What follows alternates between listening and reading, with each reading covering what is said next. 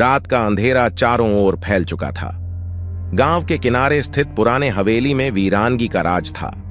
सुनने में आता था कि वहां एक परछाई रहती है जो इंसानों की आत्मा चुरा लेती है। राजू, गांव का निडर युवक, इस अफवाह को झूठ साबित करने की ठान ली। एक रात वह हवेली की तरफ चल पड़ा।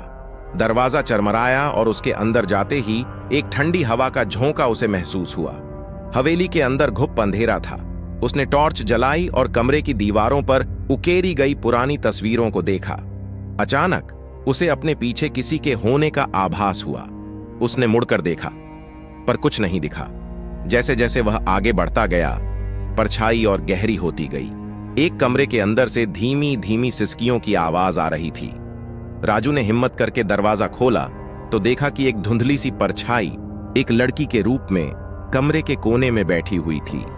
राजू ने धीरे से पूछा, कौन हो तुम?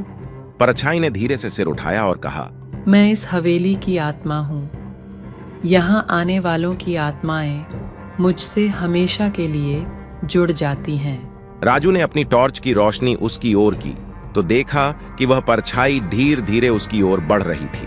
उसकी आंखें गहरी और भयावह थीं। राजू ने भागने की कोशिश की, पर दरवाजा अचानक बंद हो गया। अब हवेली में सन्नाटा था। राजू की चीखें हवेली की दीवारों में समा गईं। अब गांव में लोग कहते हैं कि रात को हवेली में एक नई परछाई देखी जाती है जो राजू की होती है।